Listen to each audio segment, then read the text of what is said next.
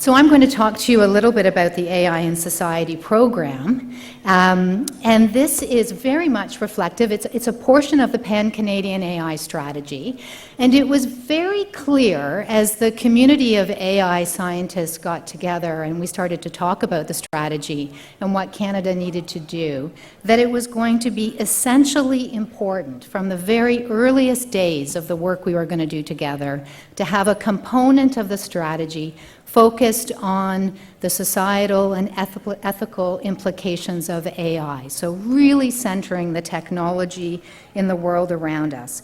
And so we were all extremely happy when the Government of Canada allocated some funding within the strategy to catalyze interdisciplinary, intersectional and cross-sectoral groups coming together across borders to explore the opportunities and challenges that AI poses to society. So we brought together experts from across those sectors, academia, industry, law, ethics, and government, and we wanted to give them some time to engage in some meaningful discussions about both the opportunities and challenges that AI poses to society. Oh, I went the wrong way. Just a little bit about what we've done in the last 2 years. So we've engaged with over 300 individuals who've come together through either workshops or labs that we've been running. We've been partnered with a number of organizations representing over 20 countries and 40 different disciplines and sectors coming together. So it's really been a busy and very interesting time. And there's 2 areas of activity predominantly that we've been focusing on. So the first were a series of what we called AI in Society research workshops. We launched our first call in the spring of 2018 and have been holding workshops ever since. We will hold 15 before we finish up the first 2 rounds. And the second round, we were very pleased to be working both with CNRS in France and also UK Research and Innovation to really extend the engagement beyond Canada and the countries that we were connected to ensure that we also had leadership from across both France and the UK. And so each of the workshops, as I said, is international. It had to be interdisciplinary, and it had to engage with people who were putting these ideas into practice, whether they were in policy, in technology, or in civil society. And then each workshop was also required to produce with it a technical publication that was public-facing and useful to policymakers and practitioners moving forward. So here's a list of the proposals that were successful in our 2 calls, all the way from our very first workshop, which was looking at Indigenous protocol and AI and the epistemologies and ways of understanding culture and history that come out of our Indigenous communities and what AI can do for them, and also what do those different learnings add to our understanding of AI, to, not surprisingly, one on democracy and AI and information and the way in which information is transmitted and curated these days through to things like defense and security as well. And then we've had 2 workshops which have focused specifically on health, and a very interesting one that's still to come up on AI and the future of Arctic conflicts. So I think all of these efforts, as you can see, they span many different disciplines that were required in order to explore them, but also were grassroots-led. It was very important to us that we do an open call, that we go out to the community and we make sure that we were supporting the work that was of interest to that community and was going to bring them together. The second area of work that we did was called AI Futures Policy Labs, and we did this in partnership with the Brookfield Institute for Entrepreneurship and Innovation. And these were facilitated workshops that were held directly with policymakers, and they had 2 objectives. The first was to raise awareness and understanding of AI. So we reached into our AI community of scientists and chairs and held some AI 101 sessions with policymakers. And then we also had a facilitated session where they could explore what were some real-life use cases in the world and what were the potential implications for policy moving forward. And that work culminated with a presentation to the International Open Government Partnership Summit last May and a series of publications that have emerged out of that work over time. And let me give you a sense of some of the things that are coming up. So in the AI futures world, we're very, very happy to be partnering with the BC Ministry of Health to co-develop a policy lab focused specifically on AI in the healthcare setting. The one that's going to happen is going to happen in February of this year. It will take place in beautiful Victoria, and we'll be exploring the question of how AI is changing the nature of healthcare. What are the opportunities for improving the well-being of citizens, and what considerations does government need to be aware of? We think about health data, we think about privacy, we think about applications and the rise of private sector applications and technologies as well. So there are many really interesting issues that we are hoping to dig into with the BC Ministry of Health, and then take that work and explore it with some of the other provinces and cities both within Canada and elsewhere. The second one I want to make sure everyone in this room is aware of is that we had this fabulous partnership and continue to work very closely with both France and the UK in exploring the many societal issues. But we also wanted to make sure that we engaged with our partner to the south. And so we reached out to the U.S. State Department and are going to be co-funding a workshop with the U.S. State Department and with Innovation, Science and Economic Development Canada in Ottawa to have a symposium directly focused on the questions of economic innovation. There are many of these. There are many of these that are very, a lot of interest to the community right now on both sides of the border. So we thought, why not convene some experts, bring them together in the style in which CIFAR does. So economists, political scientists, civil society, actors, industry, and government as well. So what we're going to do is we're going to hold one day, which will be an invitation-only workshop. This is CIFAR style. We'll bring together a group. They're going to explore how AI can be leveraged for economic growth, and what conditions need to be fostered in order to support the AI industry. But we'll also be looking at the societal implications of AI deployment. So what does it mean in terms of labor market distortions, privacy, security, equity and equality and fairness? And so we're really looking forward to a very interesting day on the 15th, and then on the 16th we're going to have a public forum and a public event whereby we'll put together some of the panelists of the experts that we're going to bring together and reach out more broadly to the community. So if either of those are of interest to you, or if you happen to be in Toronto on January 15th, just reach out.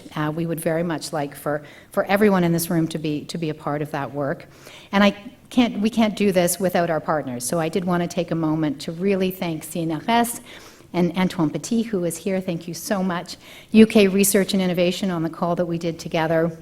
Brookfield Institute for Innovation and Entrepreneurship, who were so critical to those early policy labs, and we continue to work with them moving forward.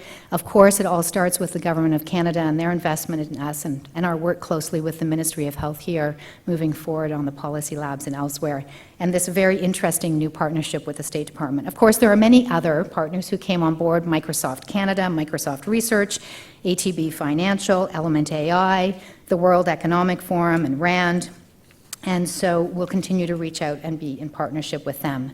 Now we need to decide where we go from here. So we've held 15 workshops, and we really do feel we have catalyzed a community of interest. And the reality is that it's very nice to see that there is funding now moving into this space that's directly exploring innovative social science, humanist and legal and economist approaches to AI and its implications. And so now we're trying to figure out where CIFAR will go next. What is the next evolution?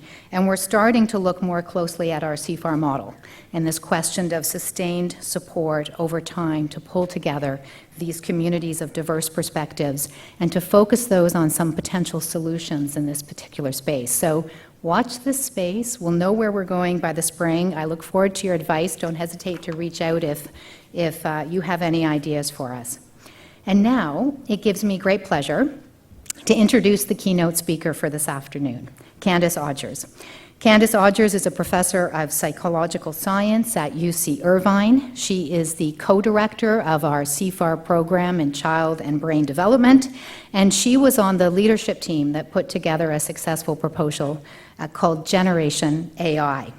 Candice researches how social inequalities and adversity affect early child development and also adolescent development, and she has a particular focus on new technologies and how new technologies can offer interventions to provide support and also their potential effects more broadly within society.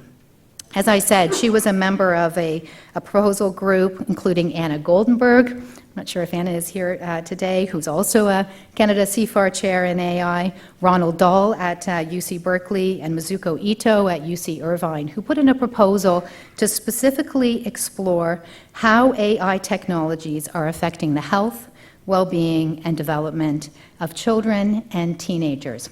We held a first workshop together with UNICEF and the World Economic Forum last spring. We followed up with another workshop in Toronto to dig directly into some of these potential interventions in Toronto following on that.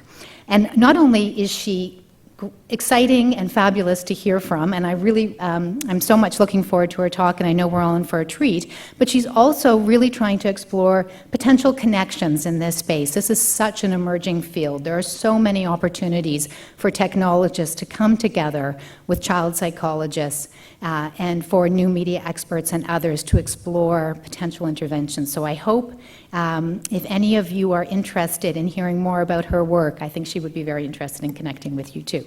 So Candice, welcome.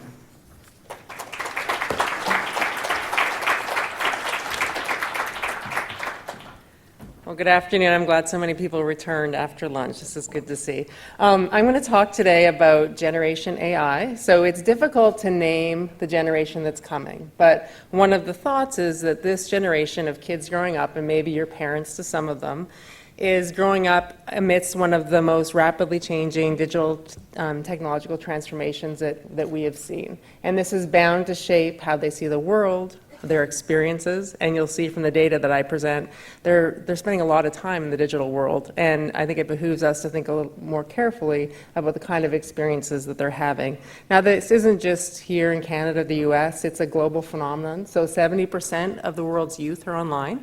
In 104 countries, over 80% of youth are online. It varies, of course, by low to high income status, but even in low-income countries, 30% of youth are online, and that's changing rapidly. A figure that got us thinking about this topic more generally was the fact that 1 in 3 internet users are children. But the internet and the algorithms that undergird it were not designed with children in mind, and we're seeing some of the effects of that now. Now, just some quick stats. These are data from the United States. It ranges from 2004 to 2018. So a decade ago, my research team, we started to follow young people on their mobile devices. And when we would go into their homes, what we found is about 40% of young people own their own mobile phone. When we go in now, close to 85% of young people between 10 and 15 have their mobile phone, and it's virtually universal. So 95% of adolescents have access to a mobile phone. They're on them a lot. They're constantly connected. So again, parents in the room, this will not come as a surprise. These are the latest data from the US. Tweens, that's your 8 to 12-year-olds, spend 4.4 hours on media screen time. So this is in addition to any time they're in front of a screen for educational purposes, for homework, and at school. Okay? Teens, so our 13 to 18-year-olds, are in front of a screen for 7.2 hours a day, media screen time, right? Now, this, if you're counting, it actually totals more of the time they're in school. So the content that they're viewing isn't being selected by experts in content creation. It's often being selected by the personalization algorithms that direct their attention and personalize what they'll see next, right? So this is a huge opportunity for learning, and some argue that it's a risk for development. Now, something to keep in mind as we go through, and I talk a little bit about the rationale for the Generation AI workshops, is there's an equity issue here as well. So when we look at teens in low-income households, they spend on average 3 more hours per day on screens than their peers in higher-income households, right? And there's what we call a homework gap, so they're doing different things while they're online. Again, a huge opportunity for that content to be shaped. All right, so it's not just those US kids, it's Canada too, right? And so this is some data from Canada, and what you'll see is if fourth graders, I have one of these who's asking me for a phone constantly. And this was about 3 years ago, so 24% of fourth graders have a smartphone, and it increases pretty rapidly. Now, an interesting thing, when you ask kids about social media account, and these again are higher now, 30% have Facebook, 16% have Twitter, and these are the ones that kids don't actually use anymore, right? So, but the social media company, their policies, right, or they don't allow you under the age of 13, right? And so everyone's turning a bit of a blind eye. With GDPR, the regulations in the UK, it's becoming harder to do that. And so there's all kinds of issues around data privacy. So, of course, the news story reads that government survey confirms that, yes, Canadian teens really like their smartphones. So there you have it. Science says so. All right, so what's the problem, right? So the online world has not been designed with youth in mind. And we talk, you know, we hear this all the time. Conversations you have probably with your own kids, with your colleagues. Everyone has an opinion about kids these days and kids in a digital world. And our reaction to this immersion in the digital world has been fear, right? We say that they're addicted, that phones are making them depressed, that they're disconnecting them from the world, they're losing their skills, they're becoming victims, right? That's what we hear. That's what we see in the headlines all the time. So there's a likening of time online to crack cocaine. There's a likening of phone use as addiction. So an interesting stat, though, that we talked about last night actually at dinner was that more adults actually text and drive than kids. So kids are doing better than us on this. There's an argument in the neuroscience world that smartphones are rewiring the brain. We don't know how, but they're going to change our brains. And here in Canada, they've been blamed, as they have in the US, for an uptick in a really serious health problem, which has been, there's been an increase in suicide and depression among young people, and people are pointing at smartphones to blame. Now, the problem is that the facts tell a really different story, right? So this is the narrative that we've been hearing in the media. This is the narrative that is compelling for many people to believe, that we might want to believe. But the facts tell a very different story in this. And we've been tracing this for about a decade because the parents that come in with their teens into our lab, they want to know. This is a whole new world. They weren't raised in this context. They don't have the answers to what their parents did with them. So we've surveyed kind of the large-scale surveys of how adolescents use their time online and their mental health. Our own team and others track kids every day on their mobile phones and their wearable devices and try and understand how time online influences things like mental health, sleep, school performance. And then we've reviewed kind of meta-analysis in the field.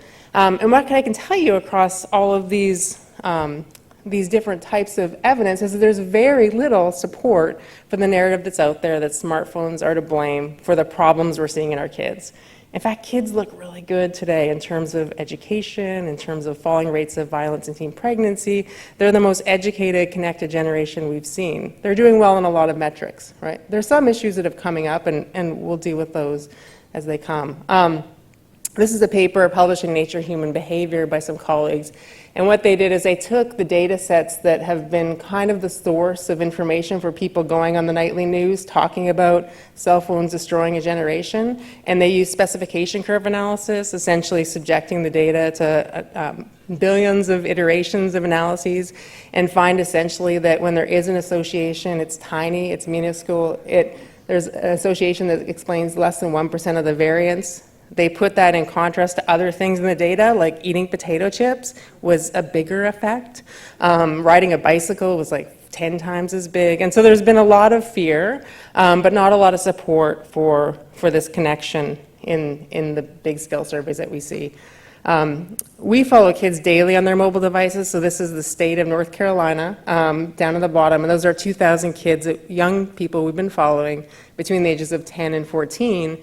And we survey them 3 times a day. People thought the kids would get annoyed at this and they wouldn't want to respond, but you ding a kid and they pick up their phone and do something with it. It's very Pavlovian, right? And so we actually, they respond to about 85% of the surveys. We get a lot of data from them and also streaming from things like wearables.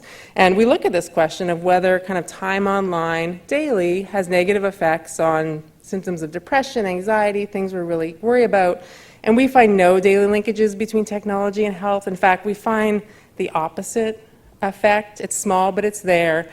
On days that adolescents, they report better well-being. On days that they're more connected to their friends, right? They're using their devices to connect with you as their parents, to their friends. They actually feel better, they're more connected with the world. So it's the opposite message that we're hearing. And this is my student, Mikey Jensen, a new faculty member at UNC that's done some of this work. So we wrote a commentary on this in Nature and basically outlined this issue, which served as the basis for the Generation AI workshop, which is that there's been a lot of focus on kids and technology, but we seem to be looking at the wrong things. We're worried about smartphones destroying our children, of the digital world harming kids, when really the kids seem to be mostly okay. There are some serious issues facing young people today, but this loss of investment or this attention that's directed at smartphones is really distracting us from some of the bigger issues around privacy, around equal access to opportunities in online world, right? So I talked about that homework gap. There's no longer a gap in terms of who has devices. In our low-income samples, more low-income kids actually have access to smartphones and social media. So they're online, but their experiences are very different.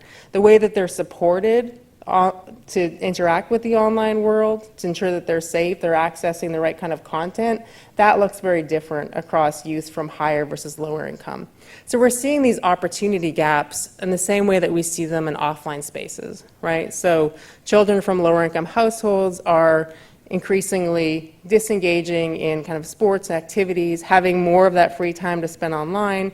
Children in the upper income brackets are overscheduled, have a wealth of opportunities, and in the online world we seem to be seeing that as well. So a rich get richer phenomenon.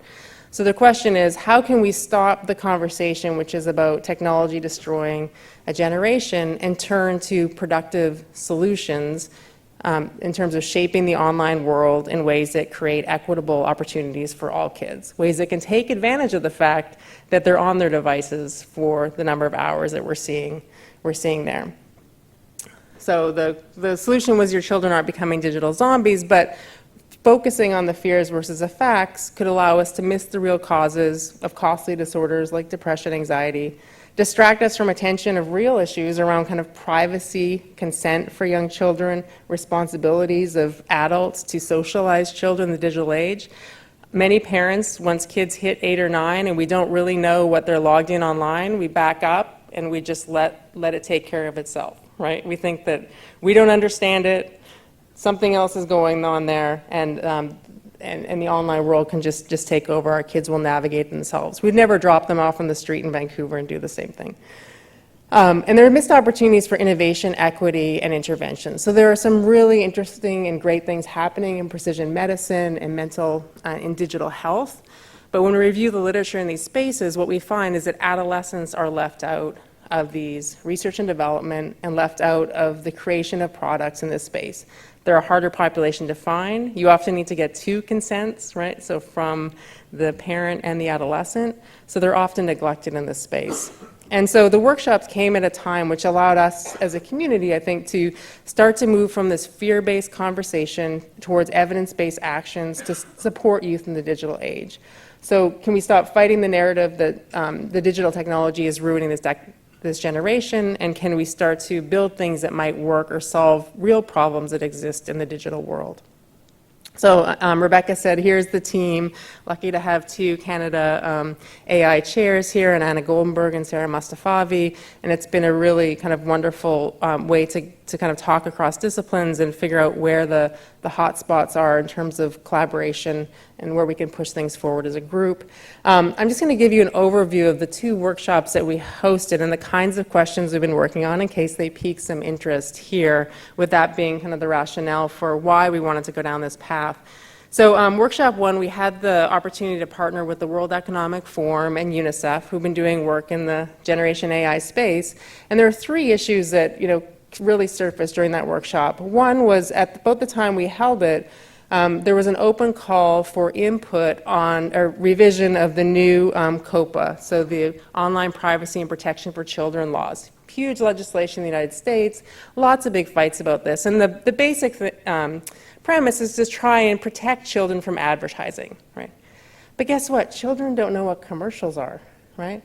So my kids, we were on vacation one day, one summer, and they had been watching their iPads and YouTube, and we actually watched real TV, and a commercial came on, and they started to scream because they thought someone had changed the channel, right? I mean, this was foreign to them, that there'd be a commercial marketing to them.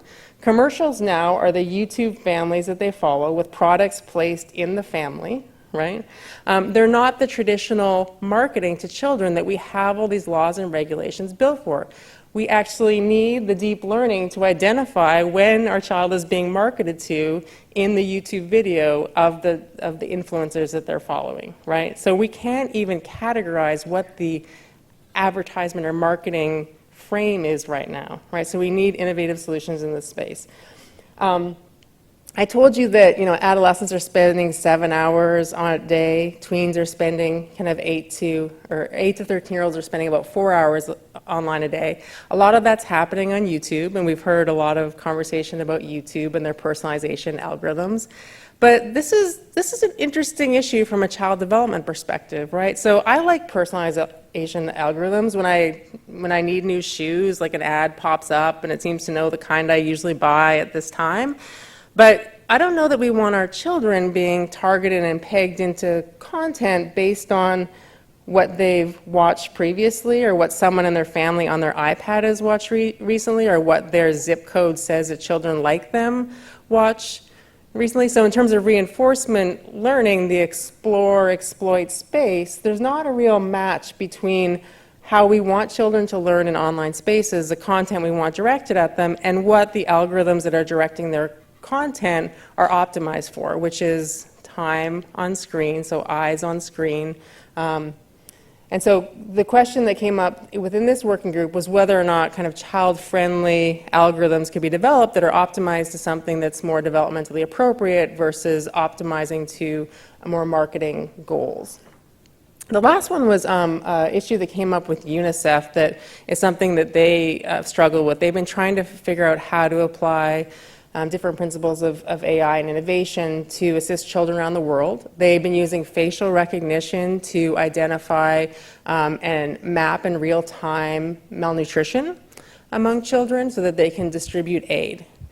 They had to shut down this program because they also have to store those images. They have to get children to consent to the use of those images. They couldn't risk, in some regions of the world, having those images labeled, stored, and not having the kind of data infrastructure to support that. So here's an example where there's a real innovation that could move food, that could move aid, that had to be stopped because we just haven't sorted out how to protect children, especially vulnerable children, in these spaces. And so this was more of a survey of kind of what are the kind of big issues, the places where issues around child development, around vulnerable populations, and around AI touch. And we had a host of partners that were there. Sesame Workshop, I'll always go visit Oscar the Grouch, right? So that's been a fun partner to have. And then partners like Lego, where the most interesting thing from that group was they designed for safety. They said, listen, we're not going to risk innovating in the digital space. When our kids stop playing with Legos, we can't really follow them because it's too complicated, it's too risky, right, to go in and innovate in that space. We know how to do product safety. Is the brick safe? We're not really sure how to keep the rails up in these digital spaces. So that brought us to workshop 2, which was driven by a need to, or a desire to want to do something in this space. And workshop 2 was based on this insight that essentially there's these innovations that are happening in the precision medicine, the digital health space. When we review the apps and the tools, the agent-based assisted tools and coach-based tools that are out there that are delivering things like cognitive behavioral therapy or evidence-based interventions that really help people in time of crisis, what we see is there's a lot of tools out there. There's actually thousands of tools out there for adults and for young children, but there's virtually nothing that's targeted directly towards adolescents. And we're in the midst of seeing mental health problems creep up among this population, emergency visits increase among this population, and we know from large-scale surveys that youth are actually going online to find out about their mental health, to search out solutions for mental health, but they go online and don't find kind of what they need in those spaces. So in Toronto, I guess it was just a few months ago, we brought together experts in implementation science and adolescent development, technologists who've developed, here's one example, the EARS, which is a mobile sensing tool that allows it is installed in the phone that allows us to basically track every keystroke that's being entered into the phone, to track location, to track kind of music preferences, those types of things. And people are working on trying to use that to predict when mental health onset or when something else more severe might occur. So this is some work we're starting to do in this space. Anna, I don't think who's here yet, is doing some work with the local emergency room and is wanting to use the same tool in that context as well. I'm putting the tool in the field to track during the US election to see how kids are reacting to those kinds of stressors in November. So that'll be interesting. So just to make a case, I think that in this community, those of you who are designing algorithms to improve tools, to building the tools of the future, many times young people are really left out of this equation. They're hard to work with, they're complicated to work with, but it's so important. They are early and rapid adopters of new technology, and they are on in droves, they are constantly connected, and we're about to see the largest generation of young people in human history come of age, right? 1.8 billion. So that's been phrased as both a big problem and a big opportunity. And so the balance really is trying to find out how can we build interdisciplinary teams, how can we build a digital space that produces more equitable outcomes and help to close the gap versus continue to amplify these offline inequities. So with that, I will close out and I will take questions.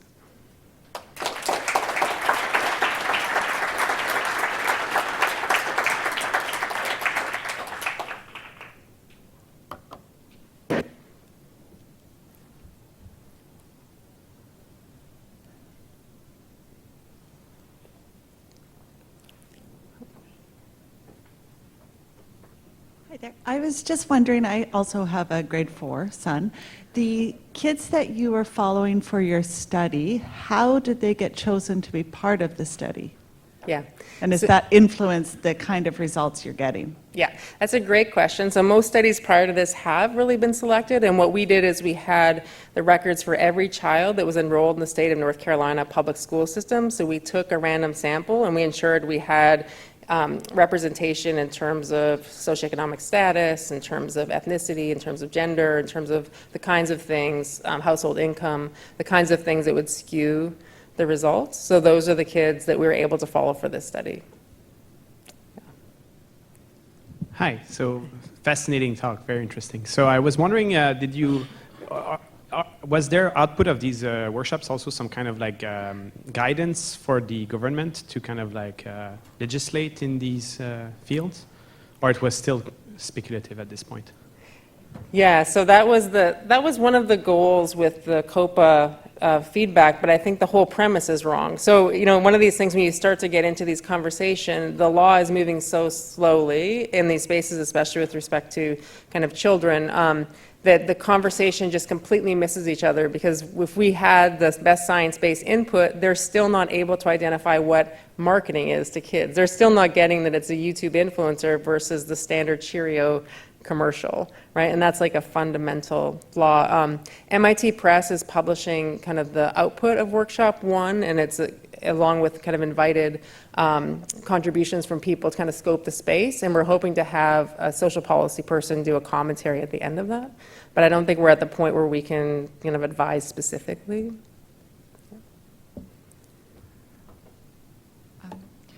Well, thank you first of all for very inspiring talk. I also have 2 kids, and I completely agree about the data you showed. I have 7-year-old and 15-year-old. My question is about the mental health and possibilities for using AI to improve mental health and youth. I was basically curious if you might know of any like Canadian companies or any kind of organized efforts to develop apps or online tools for kids and adolescents, since they're going to be online anyway. to develop such tools to guide them, to teach them, to improve their mental health in various ways. I know there are some startups in the US, like Voebot and so on, but they're not meant for kids specifically. Yeah. So what kind of efforts are being made in this direction, especially in Canada, if you know? That's a great question. So I would say the first point is my colleague Steven Schuler has a resource which is called Cyber Guide, and what he does is he reviews every app that's on the market that claims to improve mental health, right? And the results are actually really frightening, both in terms of how the data is handled on the back end for security, the effectiveness of the app in general, right? And then they monitor also level of engagement. So most people install the app and never use it again, right? And so there's in this whole science of things that the most effective thing is a coach-based model, which they use the technology to enable and amplify the evidence base. But there are very few, we did a systematic review, there are very few that are targeting adolescents, which has to look a little different in terms of privacy, in terms of how they're using peers for support, in terms of how they want to confidentially seek information about mental health, all kind of questions around gender identity, sexual identity. So I don't know if too many companies are working in that specific space. There's an accelerator called Second Muse in the US that's trying to push through innovative kind of youth-centered programs, but it's a moving target. If anyone knows of some, I would love to hear of them after. Yeah. Yeah, really fascinating talk. Thank you very much. And I think you're raising very important questions, like somehow the implicit implications of the exposure to the media. Yeah. And I think it's very important to be aware that there are those implicit implications that are not as straightforward as porn or advertising or so on. Yep. But I think both on the side of risks and on the side of opportunities, it seems like you need to interact with professionals from other fields. Like, if someone is watching a movie, who will tell us if this movie can induce depression or can enhance, awareness? Or somehow are you interacting with psychologists, with economists about what are the risk factors or the opportunities that you have to be concerned about? Yeah, so I think there's, entire fields of kind of media studies and communications and, study of psychology of media exposure that's done some of this, and so we don't have to start from fresh. I think what's different is young kids, especially at a very young age, becoming siloed in terms of their content and exposure. So who they see, what kind of representation they see of the world, how they think the world works because of how the algorithms see them. Right, so how I'm going to target the next content based on kind of history of viewing in my household, and I think that's the new part that we're seeing now. It's it's like what you were talking about this morning. Many of the questions are old about kind of media. Does violent media affect kids? Do video? We've been doing this for a long time, but there's something different now as the exposure becomes more personalized, and what that means at a very young age for children to have that window into the world, and for that window to be unsupervised, not to steal a term from this community, more so in among the most vulnerable populations.